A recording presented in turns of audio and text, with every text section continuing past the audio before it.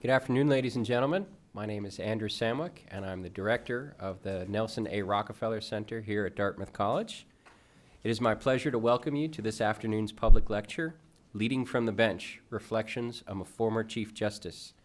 Our speaker today is John T. Broderick, Jr., who served from 1995 to 2010 on the Supreme Court of New Hampshire. For the last 6 years of his term, he served as Chief Justice. After a respite that was no longer than the break between the fall and winter terms in the new Dartmouth calendar, he assumed his new position as Dean and President of the University of New Hampshire Law School. John Broderick graduated magna cum laude from Holy Cross and earned a law degree from the University of Virginia. For over 2 decades, he worked as a trial lawyer in Manchester, New Hampshire. He is a fellow of the American College of Trial Lawyers and the former president of both the New Hampshire Bar Association and the New Hampshire Trial Lawyers Association. He has also taught as an adjunct professor at the Amos Tuck School of Business here at Dartmouth and has been a resource to the Rockefeller Center as well as we implement programs that benefit the Upper Valley and New Hampshire. The judicial system, like any part of government, is something that citizens have the power to design to meet their needs.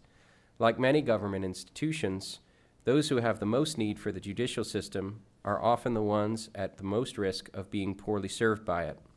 As Chief Justice, Mr. Broderick was also the administrative head of all the state's courts. In that capacity, he became nationally known for re-examining the court system and figuring out ways to design it to meet the challenges of the 21st century.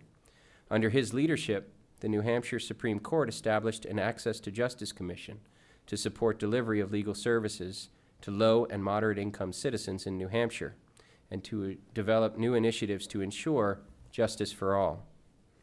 Among many professional honors, he is the only jurist ever to receive a Lifetime Achievement Award from the New Hampshire Business and Industry Association in recognition of his efforts to ensure that justice remains accessible, affordable, and understandable. The Rockefeller Center has a central part of its mission to develop undergraduates' potential for leadership. As the last line of defense of liberty and the rule of law, and in some cases the point of departure for major policy reforms, there are few areas as important as the judicial system in which leadership is so critical. Many of our students will enter the field of law.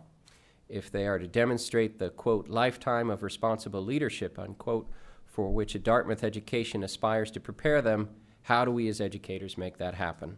How do Dartmouth students take on that responsibility themselves? We are fortunate today to have someone who can speak to these questions with an authority that few can match. Ladies and gentlemen, please join me in welcoming John Broderick.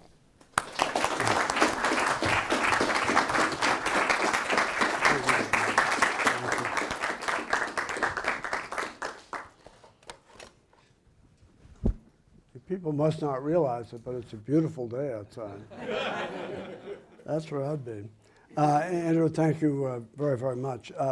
It's a genuine privilege to be back in Hanover. Each spring, I see Rick Riley up there, my friend from the Tuck School, my assistant. I came to Dartmouth for 11 years to teach at the Tuck School.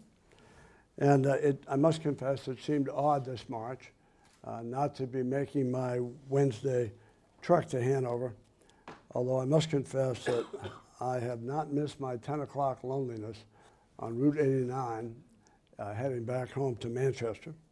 But I love my years at Tuck, and frankly, the chance it gave me to interact with future business leaders of the United States, and also equally important, to learn from them. I learned a lot from them. The Rockefeller Center, where we are today, I don't have to tell you, is an amazing institution on this rather amazing campus. And so I was very honored to be invited to speak here this afternoon for the second time. And while I do not pretend to be a final authority on leadership, I've lived long enough, I hope, to discern some of its subtle principles. And I have made enough mistakes to establish their validity. So I know a little about that. As Andrew told you, this past November, I stepped down from the New Hampshire Supreme Court after 15 years of service, the last 6.5 years as Chief Justice. And I could have stayed another 7 years in that job, but much of what I had gone there to do, I had either done or put in motion. And to be honest, I had run enough briefs to last me a lifetime. And besides, I was ready for a change and a new challenge. During my time on the court, I resisted becoming my job. And because I resisted that, I felt free to leave. And I told the story when I was leaving the court early. And those last several months when I knew I was leaving and no one else did, so there were no cheers at that point, I would be at oral argument days, and we have a beautiful courtroom, and there were all these portraits of former chiefs. Sadly, all men, all white. Hopefully that will change. But I had never paid that much attention to them. And I felt a little guilty that I was leaving because there were things undone, things I hadn't done. And so I studied those portraits, really not even consciously. I'd seen them for 15 years, but I studied them in the last few months. And there were some amazing people on that wall. Former members of Congress, a former United States Senator. And I thought to myself, when those people left, they left things undone too. So somehow it was okay for me to do it. And so I did. And I'm now the dean of the law school at the University of New Hampshire after a 30-day break, which my wife said I never took. I think she's right. And some days at the law school, I've been dean now for 3 months. I was a dean in waiting for 30 days. I feel like I've jumped onto a very fast-moving train. Sometimes I feel like I'm on the top of the boxcar and I'm looking for low-hanging overpasses. But most of the time, I love it. It's exciting. Change is good. Leadership demands change because it demands focus. And so some people have said I've had trouble keeping a job in my life. I view it as seizing opportunity when it came. But when I left the court for the private sector after 15 years, I had to adjust. It's not that easy to adjust. For example, my family no longer jumps up as quickly when I enter the room. Or as my wife would say, in your dreams. And lawyers no longer seem as concerned about my welfare. I don't know why that is, but they don't seem as interested. But being dean of a law school, I'm learning, has its own challenges. A friend of mine who's a dean recently gave me some, what I consider very sobering advice, actually, about what I might experience in my dealings with the faculty. Never having done that before. He said, John, being a dean is a lot like being a groundskeeper in a cemetery. I said, really, how's that? He said, there are a lot of people below you, but no one's listening.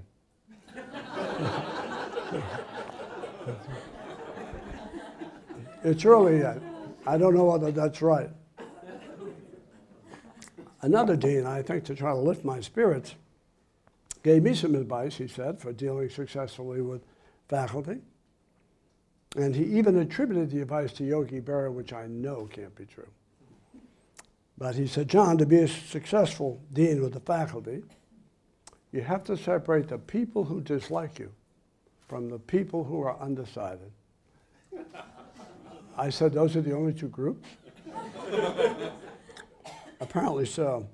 But during my professional life, I have worked in both the public sector and the private sector and served as president of our state bar. And over my 38 years as a lawyer and a judge, I've been fortunate to know, help, and witness several state and national political people up close, sometimes before anyone knew who they were, and sometimes after they became president of the United States. That's an unusual experience. I've worked with and learned from some exceptional lawyers. I've had the benefit of observing some extraordinary judges. And before taking the bench, I started my own law firm after helping to manage a much larger one. And during my journey of 38 years, I've benefited from the skills and tutelage of successful people in the private sector, both as a judge and a trial lawyer, I've been able to glimpse into their worlds. And as I mentioned, I had the privilege for 11 years to teach at Tuck. And during my time as Chief Justice, I managed a separate and co-equal branch of government in the aftermath of a very public legislative and executive dispute which led to an impeachment in New Hampshire.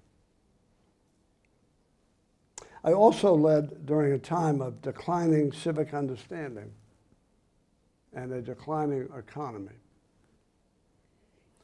2/3 of Americans in a recent survey were able to identify by name the 3 judges on American Idol. 14% could identify the Chief Justice of the United States. 58% of 18-year-olds could name the 3 Stooges, which is important. 42% could name the 3 branches of government.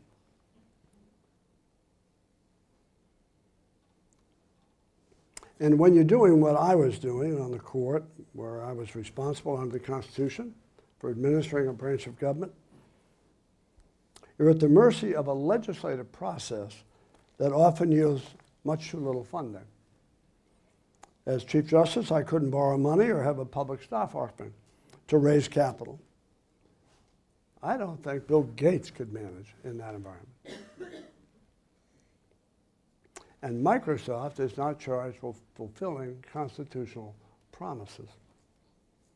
Suffice it to say, over my professional lifetime, I've come to see, understand, and apply the principles and prerequisites of leadership, sometimes not well, sometimes well.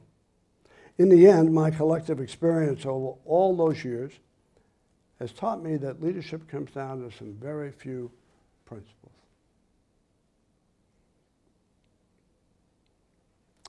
Vision, mission, persistence, consistency, values, and people.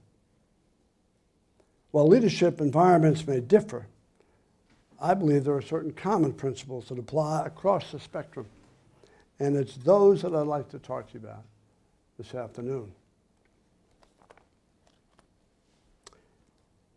In my opinion, leadership, real leadership, not power, I'm not talking about power, I'm talking about leadership. Leadership, real leadership, is never about you. Never about you. It's about visioning a destination and inspiring those you lead to achieve your goals. It's about making your goals their goals. Dennis Kozlowski of Tyco, now sitting in prison, Bernie Ebbers of WorldCom, and Andy Fastow of Enron really thought leadership was about them. Bill Gates and Steve Jobs understand that leadership is about results and about responsibilities, not just to shareholders, but to a much wider public. When you think about it in American life, there are very few companies that are known by the people who lead them. Bill Gates, everyone knows that name. Steve Jobs, everyone knows that name. In the old economy, everyone knew Lee Iacocca. Think about it. There are a lot of very wealthy, very powerful people in America who lead very large companies. No one knows who they are. Bill Gates, Steve Jobs are different. Leadership, in my experience and observation, is about team building. Success, in my experience, is a team sport. And I've also learned that people who lead well are not always the captain of every team they form. They trust people. People respond to trust. When I became Chief Justice in the aftermath of the impeachment in New Hampshire, If you haven't lived through that, I don't recommend you sign up for it. I became Chief Justice in 2004. Now, New Hampshire's a small state, but we had, at that time, 73 different courts in 42 or 43 locations. And so I set out to go to every court. I drove thousands of miles. I got lost many times. Why did I do that? Because I think leadership requires that you know the people that you're trying to lead. And I met hundreds of people who work behind the counters every day, whose names you wouldn't know, who don't feel empowered but are very, very important. And I said every time I met someone, what do you do and how can I help you do it better? And sometimes before I hit my car on the way back, I was on my cell phone making it happen for them. People don't want you to be kind, they want you to be effective. And so I tried to do that. I formed a staff advisory committee. And I said, I don't want senior people in the court system. I want mid-level people that nobody knows. And I want to meet with them. Because I want to find out what's happening.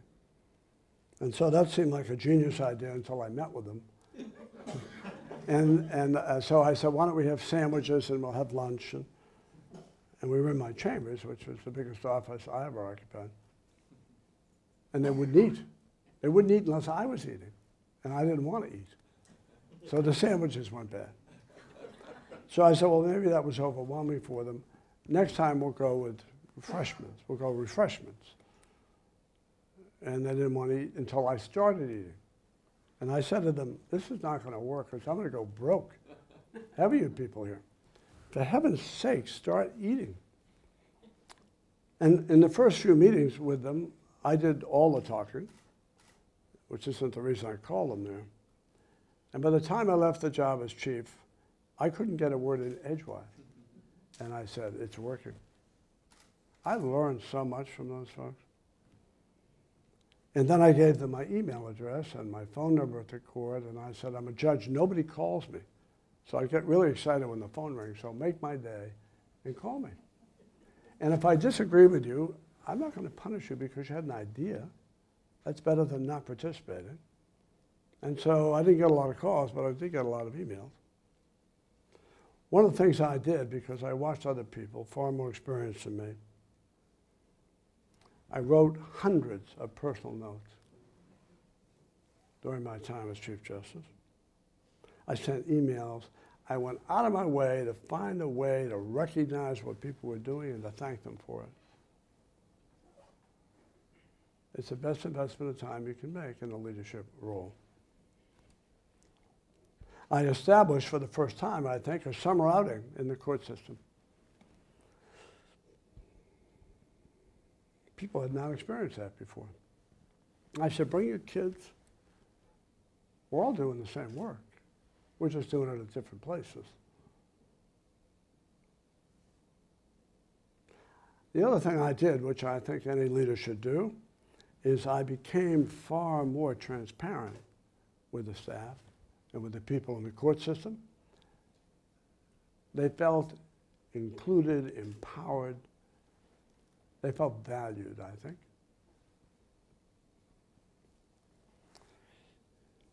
After my thousands of miles of driving, with only one speeding ticket, proud to say, that was an awkward moment. I hope he's forgotten about it. I decided to come back, and I had a pin much like this. It said New Hampshire Judicial Branch. I had 850 of them made, and people thought I was crazy. And they were pretty nice pins, actually. And they came in a little ring box. It almost looked like I was going to ask someone to go steady. That's what it felt like. But they were really nice little ring box. So I was going to mail one to everybody I met, the vast majority of them being non-judges. And so I did that, and I wrote a letter with the pin, and I said, it's great to meet you. We're all in 43 different sites. We really don't have a home office. Some of you work in courthouses with 5 people, some of you work in courthouses with 45 people. But we're all part of something larger than where we work. And you're all doing important work. You're part of the American justice system. And that can be lost every day in a small town, in a small courthouse with a complaining citizen or lawyer. So I had all those letters down, and somebody said to me, "Well, you have a stamp with, your signature stamp." I said, "Are you kidding me? We're not sending those out with a signature stamp." They said, "Well, who's going to sign them?" I said, "I think I better sign them, shouldn't I?" So I signed 800 letters. And if I remembered somebody because of my visit, I'd make a note of that. And then they said, "Do you want to have these put in the mail?" And I said, "That kind of defeats the purpose, doesn't it? I can't go back, but send them to the clerk of the courthouse and have that person, he or she, take one around and say, 'Here's something from the Chief Justice.'" And in the years that followed, if I went somewhere in a courthouse, and I went many times, I'd see somebody with a pin. And I always said, "I love your pin." They'd say, "Judge, I love your pin too." It was a visible sign of our commonality and our common purpose. When I became chief, I established a citizens commission on the state courts. 104 people. 3/4 of them were non-lawyers, non-judges. I didn't even know them. And I deliberately didn't sit on the commission. And what I said to this group of citizens is, take the court system for a test drive, kick the tires, and tell me what you think we can improve. A good friend of mine, who was the sitting chief then in New England, was amazed, and she said to me, "Why are you doing that? Is that something the legislature required?" I said, "No, it's even more novel than that. The courts belong to the public." Kind of a novel notion. That's why they call them public courthouses. And I think the citizens have a responsibility to know about their court system and an obligation to improve them. They did that. We prepared a report. I submitted it to the legislature. We incorporated much of it in our vision. So when I went to the legislature, I said, "It's not just me speaking. These are the people who elected you. They spent more time than you have. They seem to think we need these things." I established a relationship, I hope, of candor with the governor of New Hampshire and the legislative leadership, and many who were not in the legislative leadership. I don't know that it always worked. I became friendly with a member of the House, and he saw me one night. I think this was a compliment, I'm not sure. And he said, "Judge, you know something? Now that I've come to know you, you people are not as bad as I thought." I said, "Thank you." I reached out to the bar, to the public, and to the press. At one point during my tenure, I went to every editorial board in New Hampshire, advocating for the courts in tough economic times, because that's part of my job too. Let me go back to principles of leadership.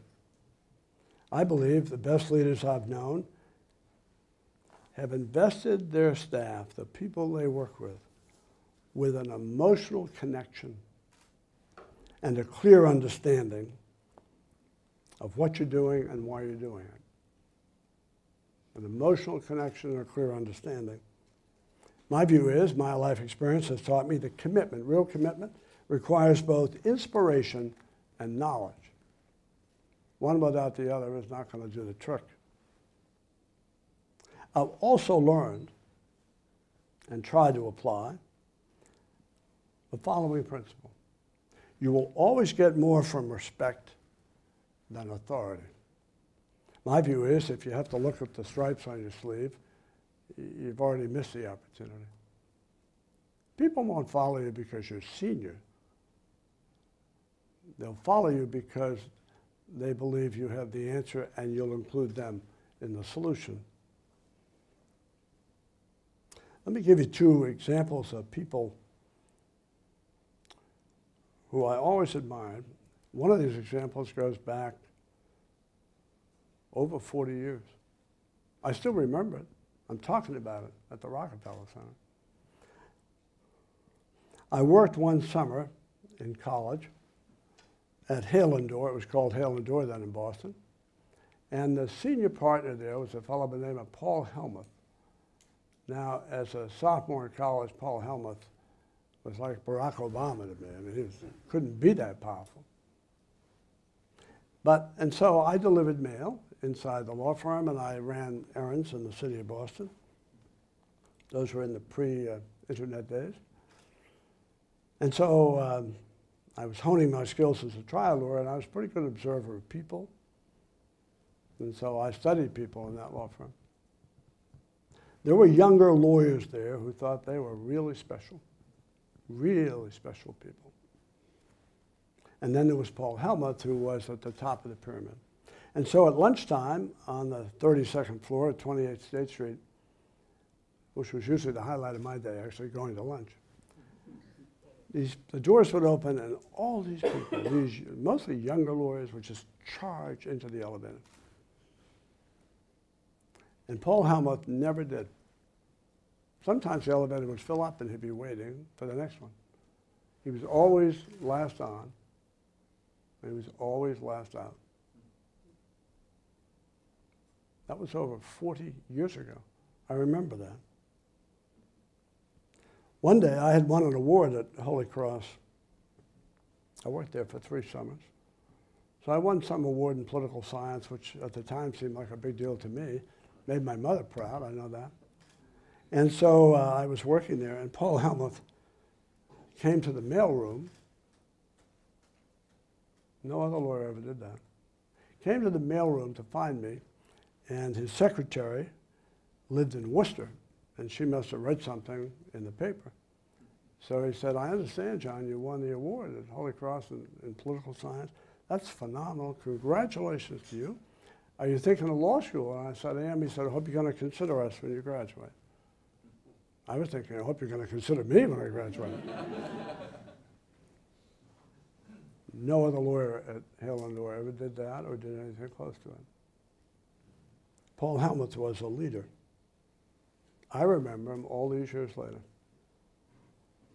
Power and authority never equal privilege. Power and authority never equal privilege. They merely reflect your responsibilities to others and your obligation to achieve something of value. Sounds pretty commonsensical to me. Many people don't apply that, or they think it doesn't apply to them. In my life experience, it's never about whether it's legal or ethical. I used to say this to the students at Tuck. They used to look at me kind of tilted when I said that. I said it's whether it's fair and honorable. That's the test. That's the test. It does matter how you do business. I've also learned in my lifetime, and try to apply it, because it's the right thing to do. Compliments, courtesy, and decency are free, and civility matters. People like to be recognized and thanked, and they have a right to be.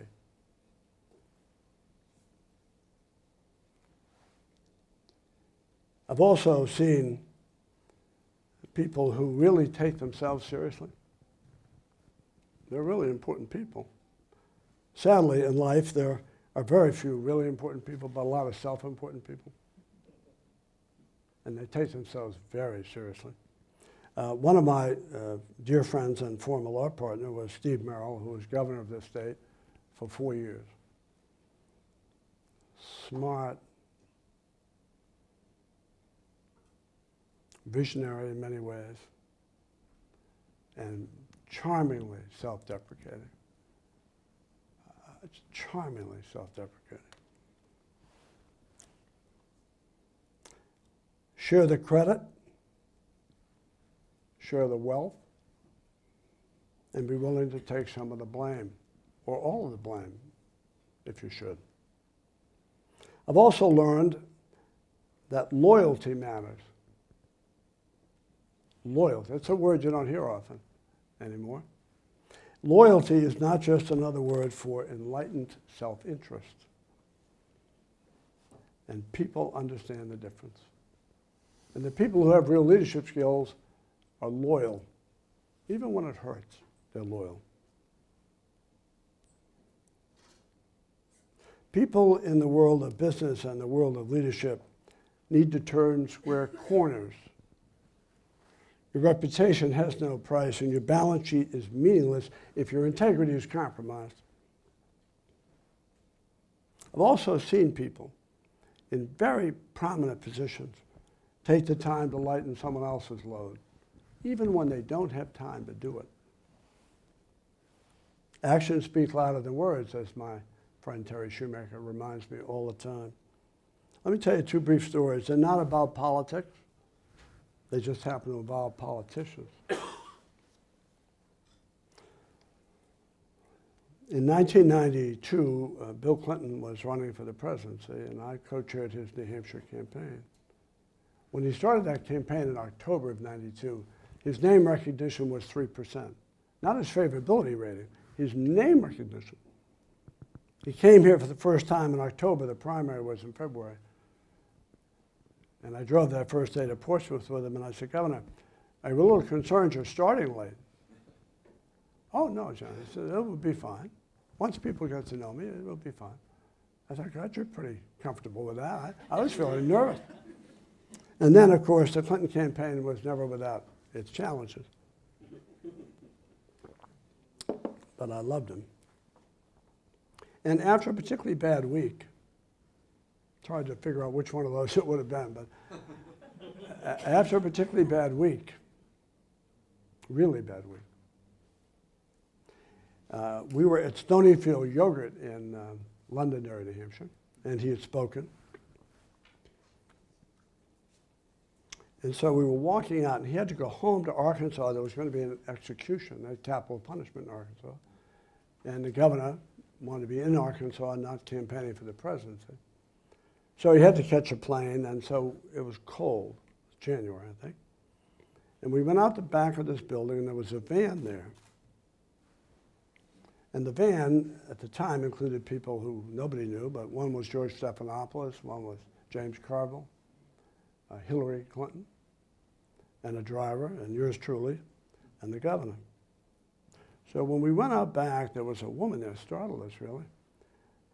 There were no cameras. There were no cameras. There was a woman there. She looked desperately poor, and she had a son who was about 10 or 12 years old. And she had a parka on, had a rip. I remember that. Now, Clinton's running to catch a plane. So she said, Governor, can I talk to you for a minute? It's about my son. So he said to the rest of the show, why don't you get in the van? I'll be right in. And everyone was edgy because they were going to miss the plane. And I looked out the window. I couldn't hear a thing. He has an arm around her and his arm around the son. And he was there probably 5 minutes. It seemed like an hour and 5 minutes. And so he got in the van, and people were, I wasn't about to say anything, but others were pretty edgy about it. So he said to them, just relax. He said, that woman is facing an incredible set of circumstances. Her husband left them. They could lose their apartment, and she said her son admires me, and she wondered if I could talk to him because he's having trouble in school. Wow. Most people would have walked out the back of that building and would have said, I'm sorry, ma'am, I'm late. That's called leadership, is what it's called. Nobody saw it. Unless I told you it, you'd never know it. Another time I was in Delaware. Again, it's not about politics. Senator Biden, then Senator Biden, we were taking the train from Delaware into Washington. It was early in the morning. He'd been on the radio. He was on the cell phone in the car talking on some radio station about Iraq. And we walked into this near-empty train station. Now, he had to deliver a speech, he told me, at the Library of Congress at 9 a.m. So it's about 7 o'clock. It's a good trek in from Wilmington. So I get in there. There aren't many people. I've been in the Wilmington train station. And over by the escalator that takes you upstairs, there's a shoe shine stand. And there's a very well-turned-out gentleman in a three-piece suit. Looks like $1 million. And he looked over, and I knew he knew Senator Biden. He recognized him. And there was an elderly African-American man whose life obviously had grown up, much of it in the segregated South. And he was polishing away. So Biden said, we have to go up that escalator. So I kind of ran ahead. And as I got to the bottom of the escalator, I didn't hear him. So I turned around, and he wasn't there. And so I look over, he's over with the shoe shine guy, whom he knew. So he taps him on the back. His name was George, as it turns out. He said, George. So the guy in the chair has got his eyes like that. George knows Senator Biden? So he put his arm around George's shoulder. He looks up at the guy and said, don't let George do to you what he does to me all the time. He does one shoe, and he tells me my train is here. I knew what Joe Biden was doing. I knew exactly what he was doing. And he didn't want to be late for the train or for his speech. And so he ran ahead of me this time because we were that late. And as the escalator was going, I looked down, and George was back there shining that guy's shoes. But I guarantee you that guy didn't look at George the same way. And George didn't look at himself the same way as he had a minute earlier. That's called leadership, not politics. He lifted him up. I've also learned that meaningful change rarely happens in the shadow of a small idea. Leaders aren't micromanagers. They're not into small ideas or into visions. I've also learned, sometimes at my peril, that change rarely happens by unanimous vote. You're very lucky to get critical mass, never mind a unanimous vote. So sometimes the doubters and the stragglers have to be left behind, and most of them run to catch up, by the way. You can't be afraid to move for fear that some in the herd will move away from you. A herd at rest for too long is at risk of scattering anyway. I've learned over time that you can't delegate every single thing that seems unimportant, because some things are very important to someone. And the small details of life matter, and the best leaders know it. I represented a company one time in Connecticut, and Steve Merrill, before he was governor, he and I represented this company. And we went down to Connecticut, and we didn't need to meet with the CEO. That was not relevant to our inquiry. We were meeting with marketing people, design people. It was a products liability case. And everybody we talked to said to us, have you met the CEO here? First I thought that would be like bad news. And I said, no. Oh, they said you should meet him. I said, well, you don't really have to bother him. That's not why we're here. Everybody said that to us. So finally I said to somebody, I said, well, what is it about the CEO? Everyone talks about him. Oh, he said, we love him here. I'm sure his car was a block long. I'm sure he had the biggest Mercedes in Connecticut. They love this guy. I said, well, why do you like him so much? He said, well, it was a 7-story building. He said, every lunchtime, he comes to the lunchroom when he's in town. He sits at a different table, and he knows every one of us. And he knows the name of our kids, and he asks how we're doing, and we love him. That's called leadership. That's what it's called. There are a lot of CEOs in America that the last place they want to go is the lunchroom. Ought to be the first place they go. Ought to be the first place. Everybody counts. Everybody counts. When we had the Christmas party, when I was in private practice, Steve Merrill and I started our own firm after being with a large firm. And so the lawyers said, well, okay, we'll have the staff and we'll have us and our spouses. And so I invited the 2 part-time janitors to come. And they said, why are you inviting the janitors? I said, well, why wouldn't I invite the janitors? If it weren't for them, you'd come into a filthy place every day. Some days they're more valuable, frankly, than you are. I was going one day to the Concord District Court when I was touring the state, and there was a woman there, and I said, what do you do here, ma'am, at the court? Well, she said, Judge, I'm not very important here. I said, well, don't say that. Well, what do you do? She said, well, I go to the counter and I answer questions of people who don't have lawyers, and I sometimes take phone calls from them. So I said to her, ma'am, most of the people you're talking to at the counter don't know I even exist. And they don't get up every day saying, gosh, I wish I could be in front of Judge Broderick. They didn't know I was alive or where my court was, and they were frightened, uninformed. I said, you're the face of justice for people in this state. And if they come to the counter and you treat them with respect and you can help them with their problems, they're going to walk out of this building saying the justice system works. At least it works for me. So don't say that about yourself. You're very important. I always valued the staff. Because some days I would think, well, if some of the lawyers walked out, I'd be in less trouble than if some of the staff left. You know, that's true. But in the final analysis, people will follow the leadership they see. In my life experience and observation, they'll follow that leadership if it's consistent with their values, affirms their self-worth. I don't mean just give them a check at the end of the year. Affirms their self-worth, challenges their best instincts, and treats them fairly. Anything else, although it may produce short-term results, there's no question, it will never produce long-term success. Finally, I have said to folks, because I've seen it, I say this every year to the kids I spoke to at Tuck. I said, when you arrive at your professional destination, I said two things to them. When you arrive there, and if you're very wealthy, remember your teacher. I used to say that. Apparently, either they've forgotten me or they're not wealthy. But I said, when you arrive at your professional destination, remember not to take too much credit. Remember Al Gore invented the internet? Do you remember that? Don't take too much credit or take yourself too seriously.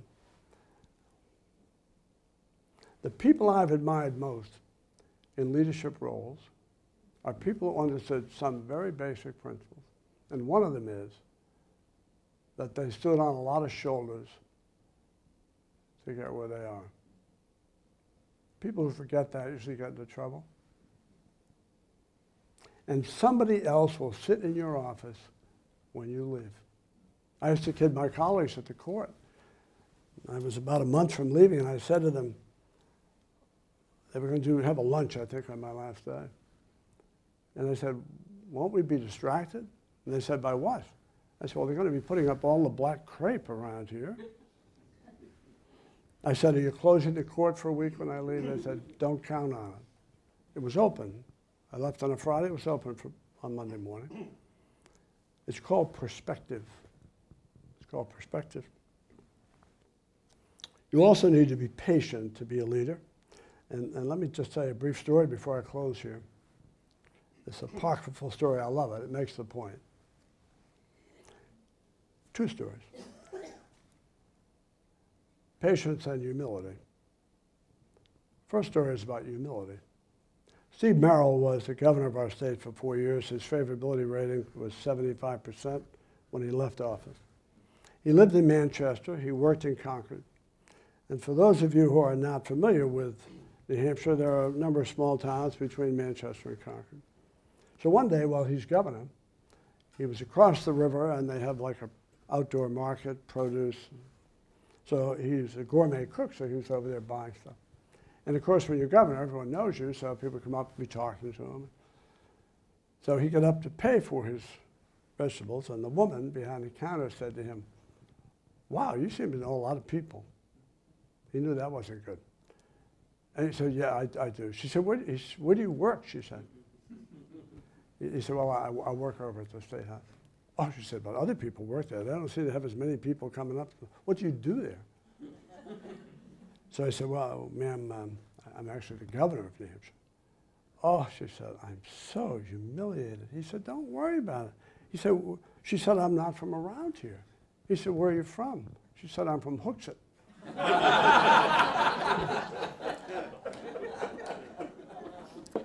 I don't know if it's true or not. I love this story.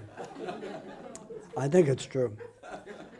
The other story is about patience, and it's more apocryphal, I suspect. As the story goes, when Calvin Coolidge was governor of Massachusetts, he got a call one night, maybe 3 or 4 in the morning, from the Assistant Commissioner of Corrections. And so he woke the governor up. And he said, "Governor?" He said, "Yes." And so he introduced himself as the Assistant Commissioner of Corrections. And he said, "I want to let you know that Commissioner of Corrections died an hour ago. He had a heart attack." So the governor said, "Well, why are you calling me at 3 in the morning? You just couldn't have waited. I feel badly. He has a wife, I know, and children. You couldn't have called me in the morning?" He said, "Well, Governor, I'm calling because I'd like to replace him." And the governor said, "Well, if it's okay with the undertaker, it's okay with me."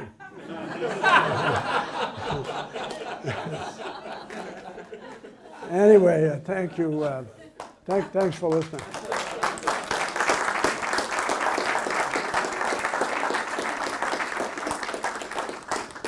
Now, somebody told me that if you had questions, you're not obligated to, by the way. It's beautiful outside. But if anyone had any questions, obviously, happy to try to answer them. It's my kind of crowd.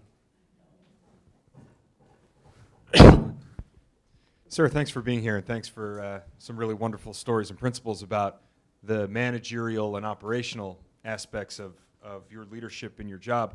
I wonder if you could spend a minute talking about leadership on the bench and the role, how you thought about leadership when you were interpreting the law or making decisions on the bench, and what role it had, if any. Well, that's a good question. I was on an appellate court, so there were 4 other members. Some days I wish they didn't exist, frankly, but some days I had to deal with them. I might have had a very different view. I mean, I think judges have different views of that.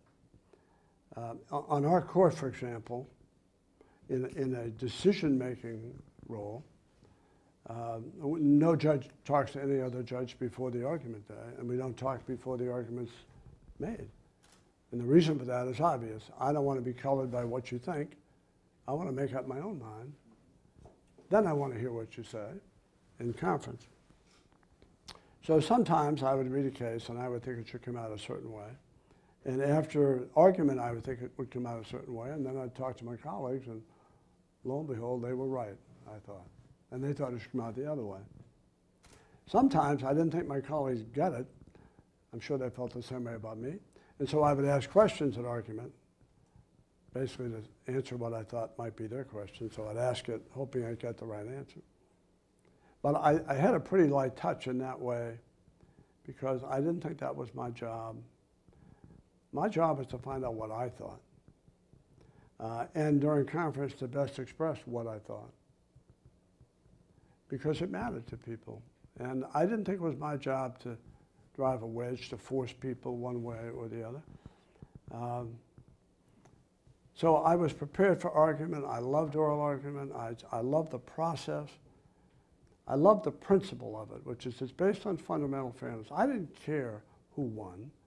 Doesn't mean I wouldn't like you to win, but I didn't care whether you won. That's not my job. My job is, as Justice Souter said, the job of a judge is to get it right. And I'll give you a very brief example. It sounds easy. Sometimes it's really hard. In all the years I was on the court, and there were some cases we decided affected 1.3 million people here. Other cases we decided affected a few people. The case I remember most is a case that involved very few people. And it will show you the role and power that judges have, which is very humbling.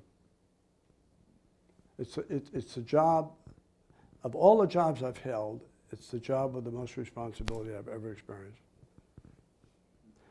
This was the case. 18-month-old child, I can't remember now, a little boy or a little girl, had been adopted by a Manchester couple, young couple. He was a lawyer, I didn't know him. His wife was a school teacher. And this little child. The father of the child, the biological father of the child, was in prison in Kansas. The child was a result of a one-night stand. The question was, and the father came now, he's out of jail, he's standing in the wall of our courtroom arguing. He had lost below, and the question was, did he get adequate notice for the termination of his rights, which was fundamental to the validity of the adoption? So he was representing himself, did a good job, by the way. Very good job. I would have hired him, actually. It was pretty good. And then the parents, the adopted parents, had a lawyer, and so he argued. And at the end of it, I didn't know who was right, which is, it's good and bad. It's very disconcerting. You've read the briefs, you've put in the time, you've heard the argument, you still don't know the answer. So we went into the conference room, as we always did, after every 2 arguments, and we'd take a straw vote. What do you think? What do you think? Who wins? Who wins? And why? So 2 of my colleagues thought the father should get the child. And 2 of my colleagues thought the adopted parents should get the child, and I didn't know. So suddenly I was the decider if it remained that way. And I was kind of hoping it wouldn't, to be honest. So I drove home that night. I couldn't get this case out of my head. I did more research. I did more reflection. I reread the briefs. And about a week later, I said, okay, this is how I feel. And so we went back into the conference room on another day. And I said, hey, that case we heard last week, I'm of the view that the natural father got adequate notice, and so he loses. And so by a vote of 3-2, he lost. And that night I drove home, and I thought to myself, wow, my vote today decided what this child's memories will be. Think about that responsibility in your lifetime.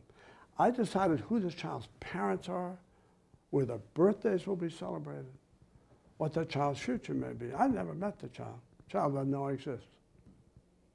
I remember that case. That child's probably 12 now. Hopefully having a successful adoption. So I never thought it was my role to force people or make them feel defensive about their vote. That's not how the justice system should work.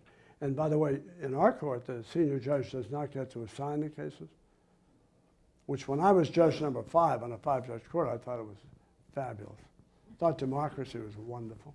Then I became chief. I hated democracy. I thought seniority should govern. On the U.S. Supreme Court, by the way, the Chief Justice gets to assign the case to somebody in the majority. We didn't do that. And I think there's a lot of wisdom. So we used to draw the cases randomly. On non-judicial days, under the state constitution, not me, believe me, the Chief Justice is the administrative head of all the courts. So it's like a pyramid structure in terms of administration.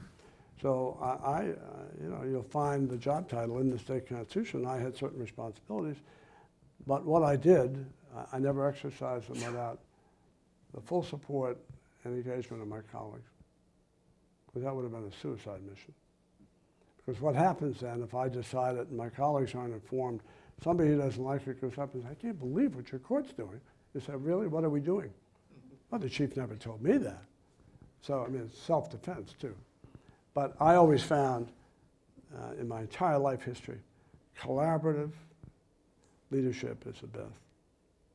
Now, sometimes you got to decide. I understand that. Collaboration is best. If I could have had 10 bright people read every decision I wrote before I went out and tell me what they thought, I would have done that. Because I think if you're trying to lead, you're trying to get the best information you can. And you got to have a flexible mind and an open mind until the last minute when you got to pull the trigger. I also think, based on my experience in the court, you got to move on. People say, do cases stay with you? The only case that stayed with me is that case. But I think I voted the right way. I'm sure there are cases, if I thought about them and read them now, I'd say, why did I do that? But it seemed good at the time. I never looked back. Not because I was callous, but I don't have time. And I think leadership is you make decisions, you do the best you can, and you got to move to the next one. And you don't sweat the small stuff, and you got to take the heat if it comes. And sometimes the heat came. Any other questions? Right down front.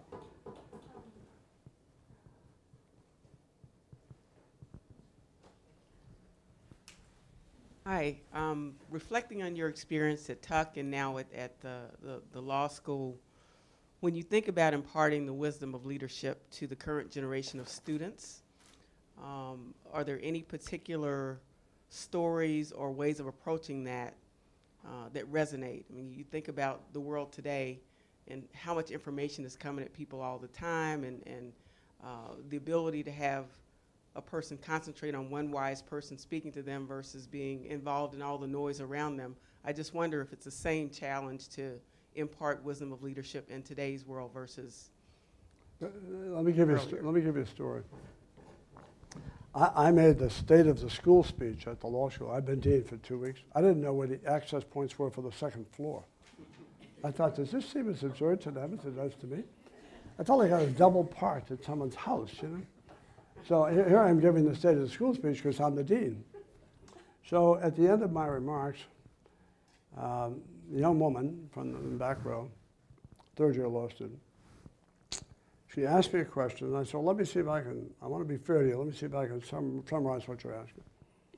I said, your question is, can I guarantee you a good job when you leave here? Now, when I was in law school, I would have said, am I going to get out of this place? Fabulous. I wouldn't have said to the dean, hey, can you guarantee me a good job? So that's generational. Anyway, so I repeated the question. She didn't balk at the question that I posed. I said, let me give you the short answer. The answer is no. Let me give you the longer answer. No, it's not my job. My job is to make sure you get a quality education. The rest of it is your job. I said, I'm a baby boomer, and so we're kind of entitled. It's true. It's true. I said, your generation may be worse, because I would never, I didn't tell that to her, but I never would have asked that question. I said, let me tell you what I think, and you'll learn this lesson. It's very little you can tell people that they will follow without testing. Right? I mean, if it were that easy, everyone would learn from the previous generation. They don't. So I said, you'll make all the mistakes I made, but I'm going to give you a chance not to make them. But this is my observation. I don't care where you start. Where you end up is largely up to you. Now, it may be kind of circuitous. You might not get there directly, and you may not get to where you want to go, but you get a whole lot closer if you know what you're trying to do. I said, some of the most successful people in the United States, you wouldn't have picked them out of a barrel. One day I had lunch not that long ago with Governor Lynch, who was chairman of the board of the University System Board of Trustees, and now I'm at the law school. So he's been very supportive. And so we were talking, and he had gotten an MBA from Harvard and a law degree from Georgetown. He's a very smart guy. And he's very kind of insightfully smart. So I was talking to him about LSATs and all this stuff. So he said, let me tell you what we did. He said, when I was at Harvard Business School, he was either the director of admissions for a while or assistant director. He said, I was fascinated. So I said to the people, let's identify the 100 most successful living graduates of Harvard Business School. Let's see if we can agree on that. And then let's run the thread back and see if we would have said, of course. He said, almost no correlation. Almost no correlation. And so I was trying to say to these kids, be patient, be persistent. No one owes you anything.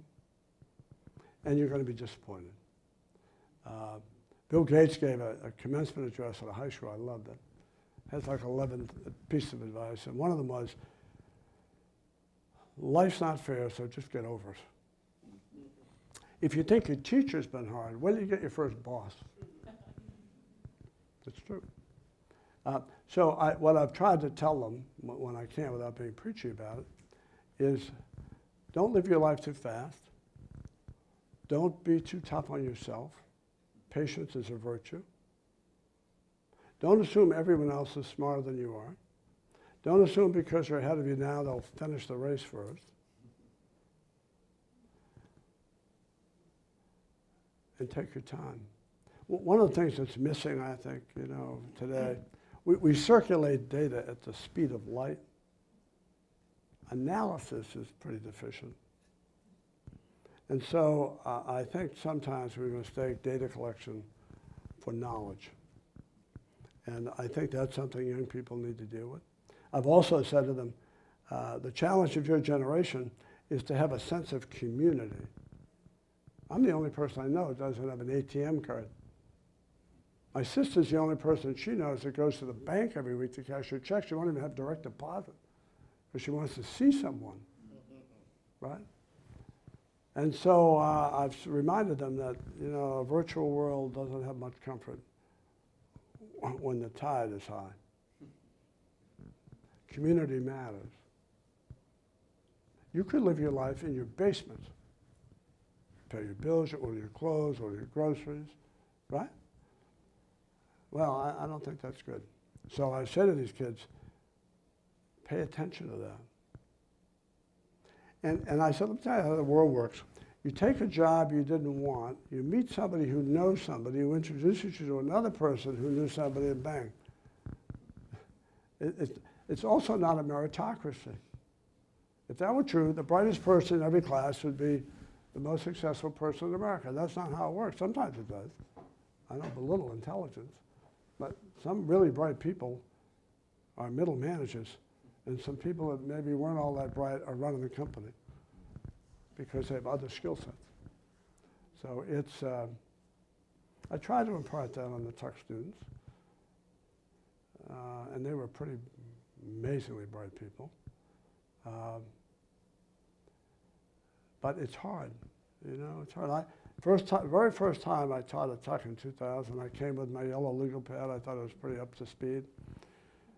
I was then and remained the least technologically proficient adult I knew. So I delivered this lecture, I thought, from my yellow legal pad. And so at the end of the night, this young woman who was from Japan, she told me, she came up in very good English. She said, Professor, will you be using a PowerPoint? I said, congratulations, you've just met the least technologically proficient adult male you will ever meet in your lifetime. And she laughed and she dropped the class. So she wasn't stupid, okay? But that was expectations. A, I would never have asked my professor that, I wouldn't have the courage. And B, I would have sucked it up and taken the class however it was. They have very different expectations than we do. The millennial generation will have 8 jobs in their lifetime. They think staying with you for 3 years is a lifetime. Very different. But some of it's, you know, positive. I mean, I think they have a lot of values, and I think they're in many ways much less judgmental about people, about race, than my generation was. I had one of my clerks come one day, and Barack Obama was running. He was a big Barack Obama fan. So I said to him, I said, you know, TJ, it'd be amazing in my lifetime to have an African-American president of the United States. It's hard for me to get my head around that. He didn't see race. Barack Obama to him was John F. Kennedy to me. And I thought, wow, I thought here I was, you know, I was pretty on the program and he embarrassed me. He didn't look upon Barack Obama as African-American. He looked upon him as an aspiring young leader for the United States. So that part of that generation is phenomenal, and I applaud them for that. So we still have a lot to learn from them. No question about it. And did you have a?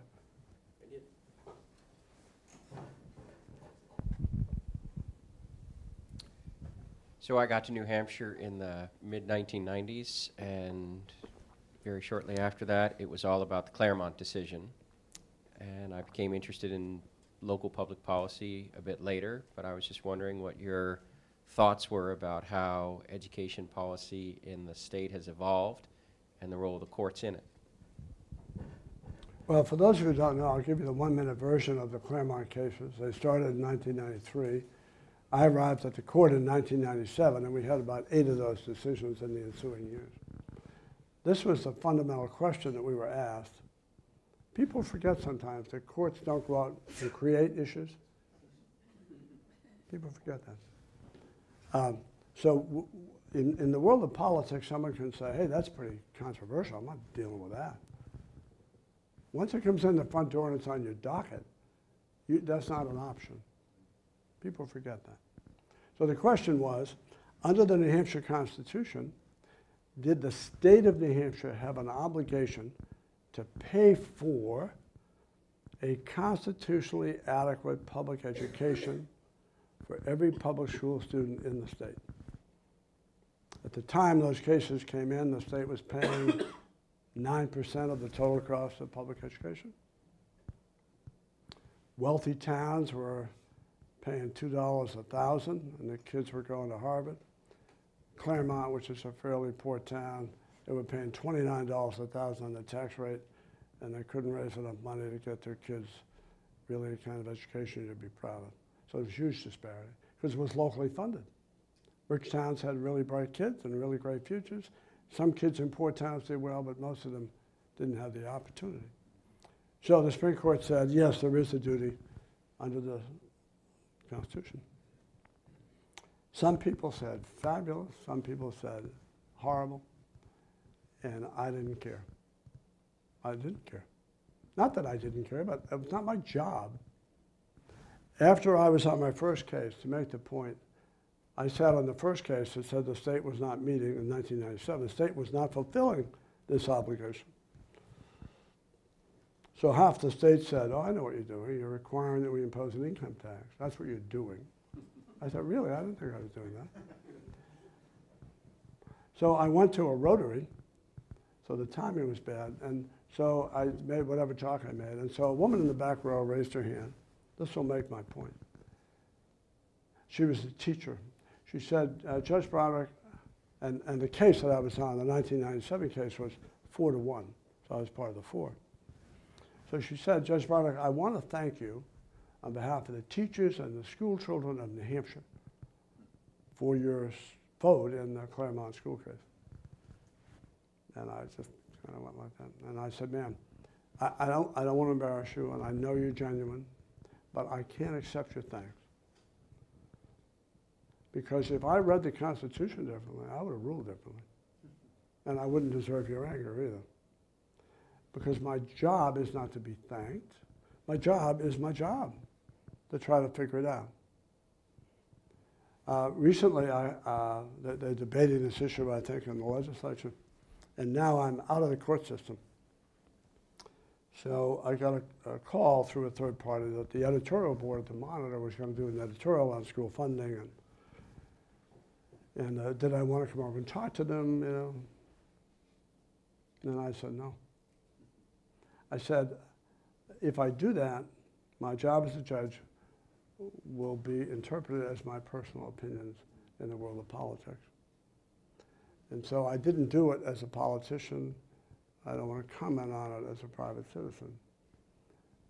So I just left it. I said, thank you for the opportunity. It's not my job. And those votes were very disturbing to a lot of people around the state, not to everyone. But I'll tell you one thing, and I'll close with this. I didn't realize this. Maybe you knew it. I didn't. In more than half the states in America, people who had my job on the Supreme Court or trial court are elected. I don't know if you knew that. It's a horrible thing. In Massachusetts, Rhode Island, and New Hampshire, we follow the federal model. So you're basically appointed till age 70. In Rhode Island, till age 90, right? But you know what's amazing? In New Hampshire, you have to leave the bench at 70. And you have, domain theoretically over 1.3 million people. You got to get off at 70. You can be in the United States Supreme Court and be on life support. Go figure, I don't get that. But in any event, so in those 3 states, you get appointed like the federal system. In other states, you run. Sometimes you run as the Democrat or the Republican. Sometimes it's less political. Chamber of Commerce over the last decade has given over $50 million to judicial races. Trial lawyers have given $50 million. I assume both of them think they're buying something. So at Tuck, every year I would talk to them about the court system, and I said, how many of you think electing judges would be great? And most of them, I think that's fabulous. Democracy is great, which is true. I said, okay, let me give you this example. You've been convicted of a heinous murder. and I'm on the ballot in November. Your case is being argued in June. The courtroom is packed. People hate you. Hate you. Now, I've read the briefs, and I'm thinking, well, I don't think you really got a fair trial. There got a lot of evidence in here they shouldn't have in. Now, and I know that if I go your way, which hopefully I would do, I'm going to lose my job. I got kids in college. I've been out of law practice for 6 years. I have no client. Now, I'm driving home that night thinking, wow, what will I do now? I wonder if I can get a job. Where would I get a job? I'll lose my retirement here. See what I'm saying? And after that example, I'd say to the kids, so how many want to elect judges? Went way down. Sandra Day O'Connor has devoted much of her retirement to that issue. And, you know, I'd say to them, when you think about it, when these amazing people formed the United States government and the Constitution, these people who broke away from absolute power and the arrogance and arbitrariness of it, when they wrote Article 3 of the United States Constitution about federal judges, what did they do?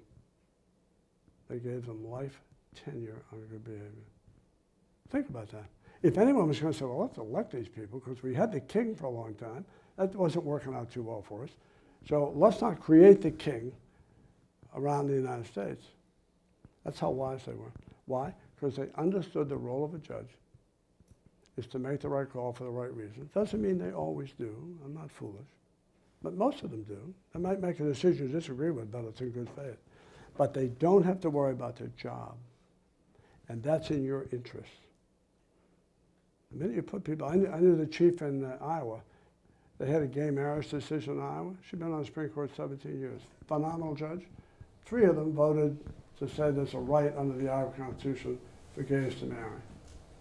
A lot of out-of-state money poured in, a lot of evangelicals poured money in. They all lost their job. Is that good? I don't know.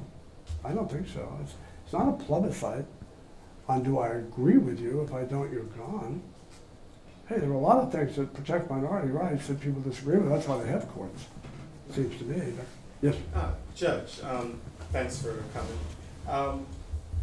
Just a follow-up to the point that you just made, what would your vision or your construct of the happy medium be in that situation? Because I think in a lot of states, I don't know if it was necessarily the case in New Hampshire, they went to an electoral system for judges because of the inherent biases in the party system and the selection behind closed doors of judges who held these biases. Clearly, either extreme doesn't necessarily serve the public. So in your experience and in your view, what would be a medium? Well, see, I think the happy medium is the federal system, which is the system we have. But if you don't have that, you ought to have retention elections. So I'm the governor, I appoint you, or I'm the Senate, I appoint you. So you're not running against anybody. And after the next time out, you're not running against anyone they vote to keep you or not, to retain you or not. And if they take you out, somebody appoints a replacement, they go through the same process. You want to take the money out of it. In Illinois, about 2004, there was an opening on the Supreme Court. The two candidates raised and spent $9.4 million, which was more than was raised and spent in 19 races to the United States Senate. I was with, and it doesn't mean, by the way, please don't misapprehend what I'm saying. There were a lot of elected judges who are outstanding judges. I'm not trying to, I'm just talking about the appearance problem. I was with the Chief Justice of a very large Midwestern state that begins with M. That doesn't narrow it down enough. And she was a terrific judge. So she said to me one night, we're on a bus, and she said, how much did you spend to get elected? Oh, to get your job. I said, well, I had to buy tokens because I had to go up the interstate highway. She said, no, seriously. I said, no, seriously. She looked at me like, where is that place? So I said, that was it. And she said, how long is your job? I said, it's lifetime. Really, she said. I said, how much did you spend? She said, I spent $1.9 million. I couldn't get my head around it, so I'm so naive. I said, well, did you know who gave you the money? She said, of course I knew. I asked them for it. I said, well, that's pretty direct. I said, let me ask them, if I had a case coming up in your court in 6 weeks or 8 weeks, and the list was out and my name was on it, could you call me and say, John, would you have a fundraiser? Oh, she said, I do that all the time. I said, have you ever been turned down? She said, now that you mention it, I haven't. Gee, I wonder why that is. And so I said, you must have a problem when lawyers come in front of you who've given you money. That must be kind of creepy. And so you must have to disqualify yourself. And she smiled. She said, there is so much money in our state judicial system. I've long stopped worrying about money. We don't worry about that anymore. Now, you've given me $5,000. You supported the other candidate. You have 2 lawyers in front of me. Your client loses. You know what your client thinks? You should have given the judge money. Or if you'd given the judge money, I would have won that case. Once that happens, the justice system is broken, folks. So I'd rather have judges. I'd rather take the risk.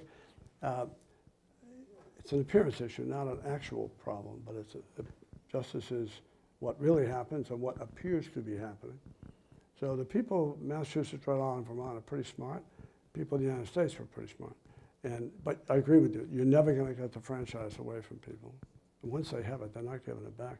But as you know, most people, if you said, who were the 2 senators from your state?